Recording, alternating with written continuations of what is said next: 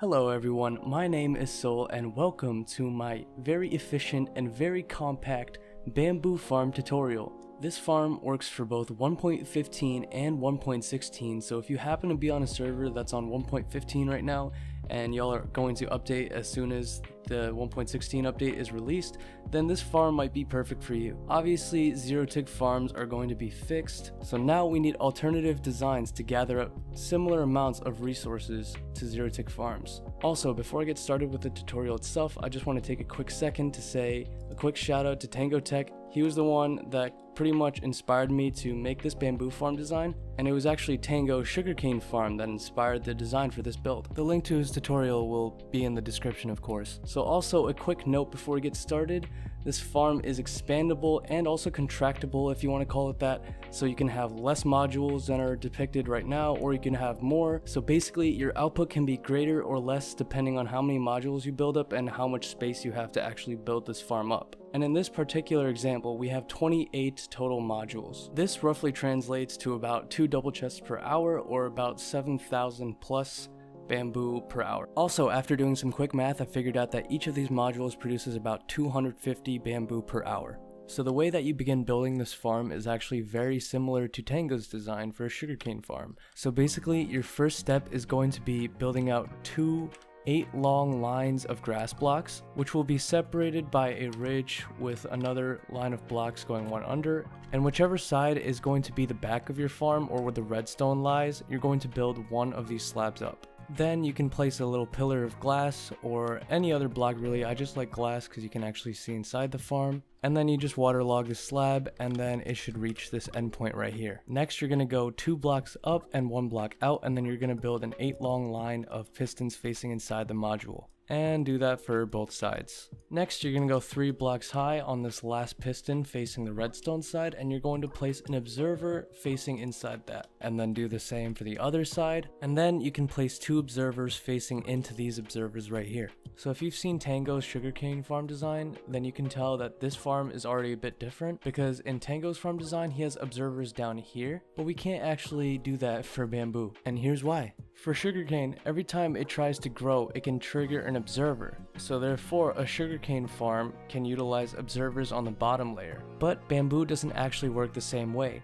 As you can see, when it grows up, it doesn't update the redstone or the observer. So you can't use the same mechanic of having the observer down. You have to actually have it up here facing into the block to trigger it when it grows up. And in Tango's design, he also had water kind of flowing above the water like this, but that's actually not doable with bamboo because bamboo is broken by water that's flowing into it. So yeah, we can't do that here. That basically means that this farm isn't lossless because items can get stuck on this grass right here. But if you really want to, you could do the trick where you kind of insert a hopper minecart into these blocks and then have them flood into hoppers. But honestly, the amount of effort versus the amount of output really isn't that much, so I wouldn't really recommend doing the minecart hopper thing unless you really want the most efficient farm possible. But since bamboo grows so fast, it's really not necessary at all. So tangents aside, now what we're gonna do is go to the back of these pistons right here and put 8 more pistons facing the opposite way. And of course do that for the other side as well. And then you can go back to the redstone side and then put blocks under these observers right here. But you want a 1 block gap in between so you can throw some redstone dust on it as well. And then next, build a little bit of a staircase up to these pistons right here. Throw some redstone dust on the staircase. And then you're going to build blocks on top of the pistons like this. And then throw some redstone dust on top. And then, of course, do the same thing on the other side. And after building that up, so far you should have something that looks like this. So on the height where the pistons are, you're going to put some glass panes, and then you're going to put another row of glass panes on top, and then you're just going to drag that out. And of course, you end off where the piston lines end. Also, by the way, if it's more resource friendly, you don't have to use glass panes. You can use iron bars instead as a substitute. And now that's pretty much most of the module done. So if I place some bamboo up here, you can see that the piston pushes it and the bamboo gets shot down the water stream right here. So it's basically this very premise where the bamboo gets broken whenever the observer detects that it grows up to 3 high, which we do on a mass scale on this farm right here. So now that you've got your first module done, you want to start thinking about how far you want to expand it to the left and right, and also how far you want to expand it up. So the easier side to start off with is probably expanding to the side. So what you're going to do is next to your grass, you're just going to place 2 rows of building blocks going like that. And of course, once again, same on the other side. And then pretty much you can build the same exact thing from here onto the other sides. So 8 grass blocks like this, you have another 8 grass blocks here, and you have your ridge, and then you just waterlog this slab, and then boom. So from this point on, you can keep expanding outwards using the same method, but for this tutorial, I'm just gonna have it end off right here.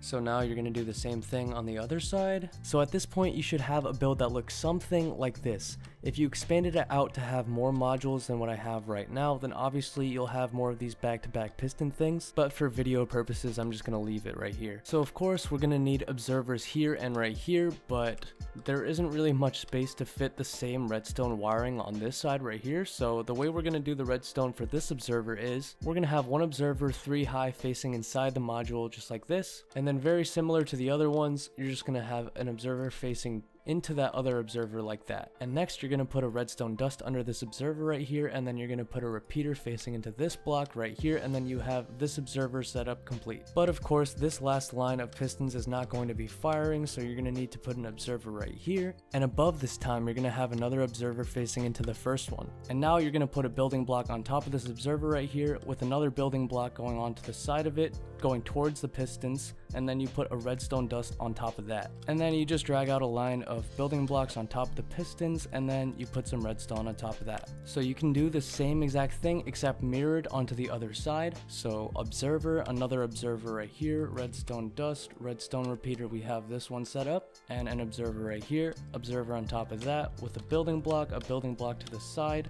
1 redstone dust on top of that, and then 8 building blocks right here with 8 redstone dust going across right here. And now so far this is what the farm should look like. And really quick, here's a recap of how this all works. So the bamboo will grow up to 3 high, which the observer will detect, and then it'll fire off this redstone, making these pistons push out, and then the bamboo will be broken, and then it'll go into this water right here.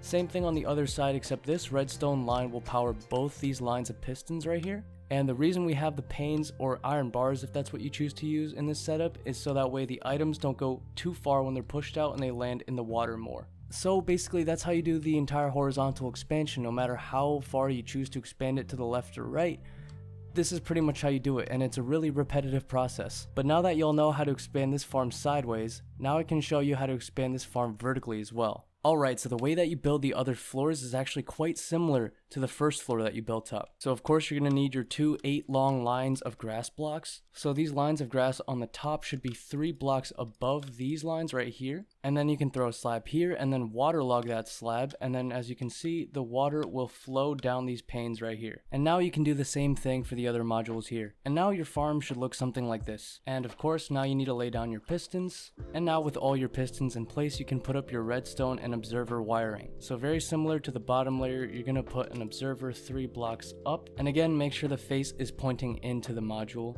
and then you're just going to do that same thing for all the modules. So now your farm should look like this. And now for all the observers except for the ones on the end, you're going to put an observer facing into those on the bottom, and then you're going to take a building block and then 1 type of slab, and then you're going to put a building block on top of these 2 observers, and then wherever this redstone connection is, you're going to put a slab and then a block next to that.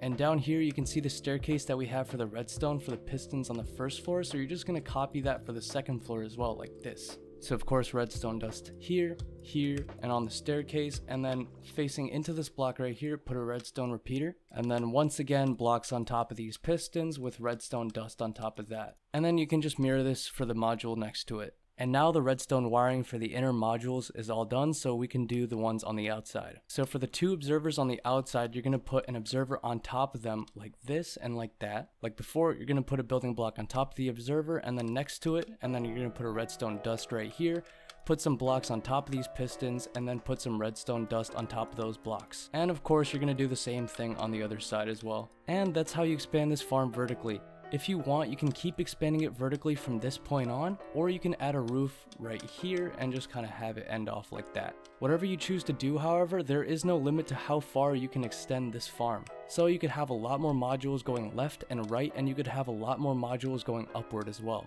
And now that's pretty much the entire thing done, so you can place down your bamboo and watch this whole thing go to work.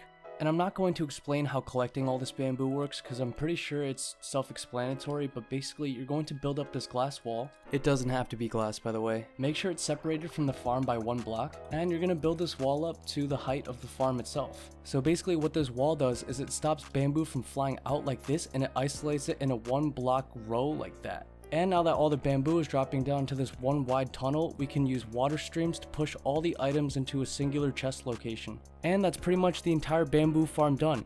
I would highly recommend, however, that you expand it more than this because 6 modules isn't really that much bamboo. But honestly, it's all up to you. If you don't need a boatload of bamboo, I wouldn't suggest expanding it a ton. I mean, 6 modules might be perfect for you. It really depends. So to wrap up really quick, I'm just going to list off some of the reasons as to why you might want to build a bamboo farm in your survival world.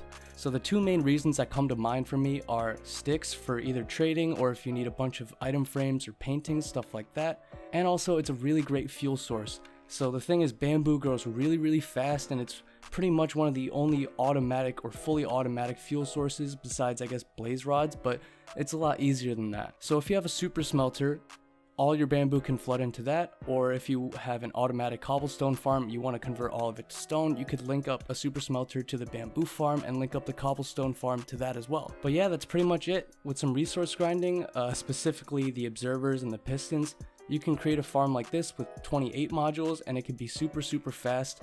The rates that I recorded, like I said earlier in this video, were 2 double chests per hour for this particular design itself, the one with the 28 modules. And that's plenty for me, honestly. That's plenty, and I think it's plenty for a lot of people.